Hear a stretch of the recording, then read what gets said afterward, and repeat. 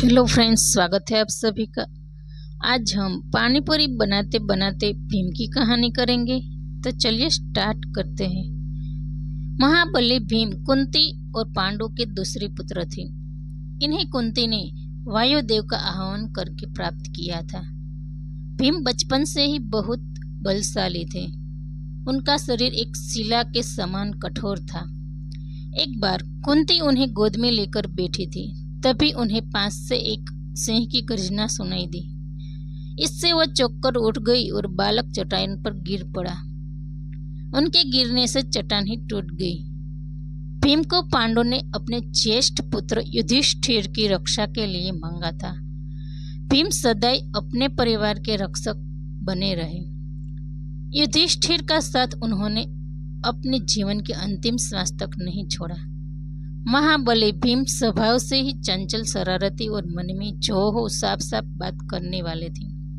ना तो वे किसी के द्वारा किया गया बुरा बोलते थे और ना क्षमा करते थे। देर से ही सही पर शत्रु से प्रतिशोध अवश्य लेते थे। उन्हें क्रोध भी जल्दी आ जाता था। अपने विशालकाय शरीर और 10,000 हाथियों का बल कायम रखने के लिए उन्हें अधिक भोजन की आवश्यकता पड़ती थी। भीम को भोजन बनाने का भी शौक था।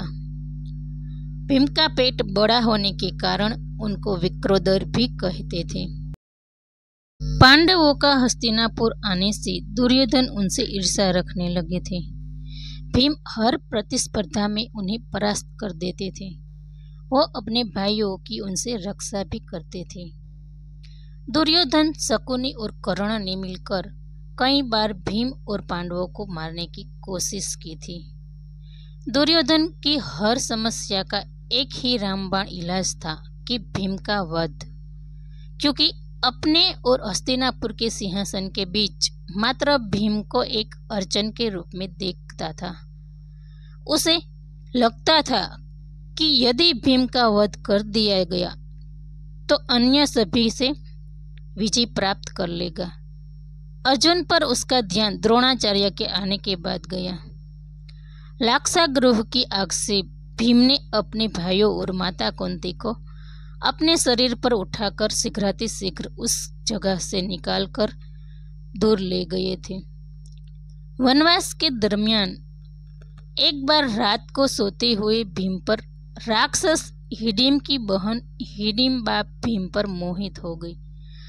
उसने भीम को जगाकर अपने नरभक्षी भाई के बारे में बताया।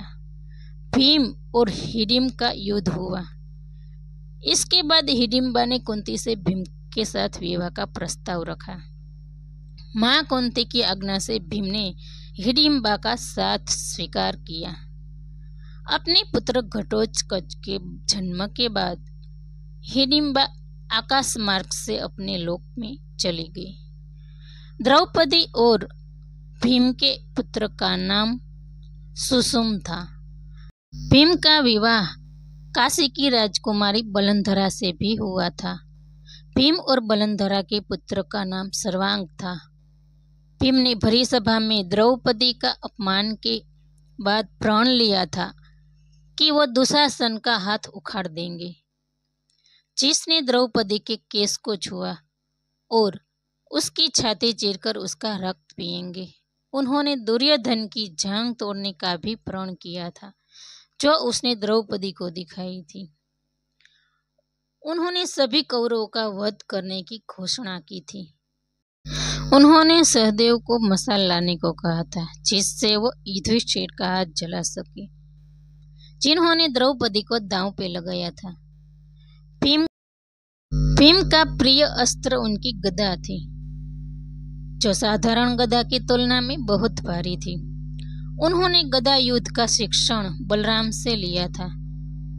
इसके उपरांत भीम के पास धनुर्विद्या भी थी। वनवास के समय उन्होंने कई राक्षसों का वध किया था।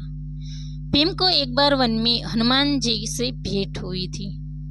हनुमान जी ने भीम का घमंड तोड़ा था और फिर उन्हें आशीर्वाद भी दिया था। भीम ने अपने पिता पांडु की इच्छा का सम्मान अपने जीवन के अंत तक किया। भीम की मृत्यु महाप्रस्थान के समय अर्जुन की मृत्यु के बाद हुई थी।